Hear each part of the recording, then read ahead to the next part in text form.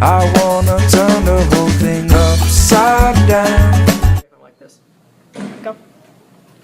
Today we're talking about what you can do to prevent lung cancer. Here's Dr. Sparks.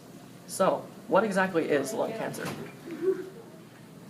Well, pretty much everybody knows that cancer is just a bunch of deformed cells growing in a lump and multiplying at a rapid rate. But what lots of people don't know is that lung cancer is the main killer cancer with over 1.2 million deaths a year, and that it's caused by some fairly common things like age, smoking, runaway pneumonia, asbestos, and radon.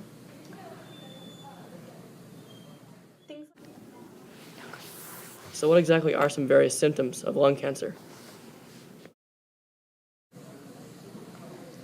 So the whole reason we're here today is because people want to know how to prevent lung cancer.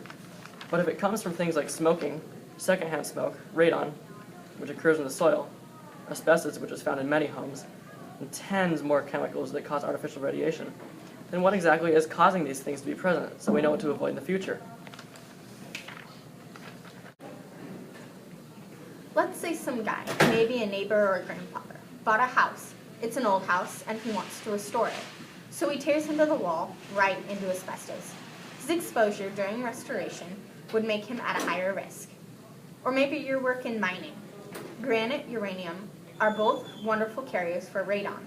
Again, this exposure would make you more susceptible. It's not really an air pollutant like asbestos is, but radon can contribute to it because it's a radiation form. But the biggest one would have to be smoking. If you are a smoker, my advice is put it down. If someone you live with or spend time with smokes, be kind, but coach them along and make it their idea to quit. Smoking is the single worst pollutant attributed to cancer.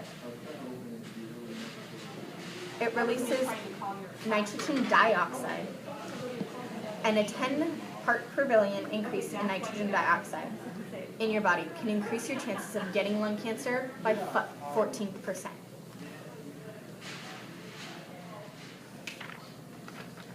So after all that, do we know for sure that pollutants cause cancer? And do they affect any other organs? Yes, these things definitely cause not only lung cancer, but cancer in general. It would quite possibly affect any body part with air going directly to it, but no other major organs are at risk. Okay, so finally, we can get to our question. We've seen how lung cancer affects the lungs, and we've seen how the big killer acts, and we've heard about it in general. But what I'm dying to know, and I'm sure others are dying to know too, is how we can prevent these pollutants from harming us. That's all.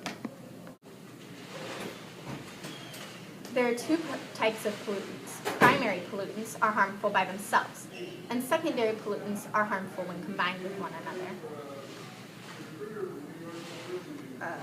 We would have to say that these pollutants are a little of both. Since they're everywhere, you can't prevent the pollutants, but you can be smart. Deal with smoking as if it were asbestos. Avoid it at all costs. Don't even go near it. Don't apply or get jobs for places with a lot of coal dust, chemicals, smokers, and asbestos.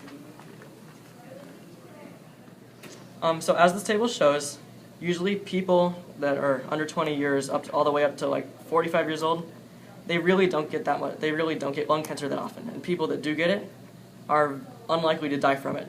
But if we skip down here to the 65 to 74 and 75 to 84-year-old category, that category makes up 32.6% and 28.2% of the people getting lung cancer, and 32.1% and 30.2% of these people die after contracting lung cancer. So as you can see, lung cancer is much more likely to affect people that are older than it is to affect people that are young.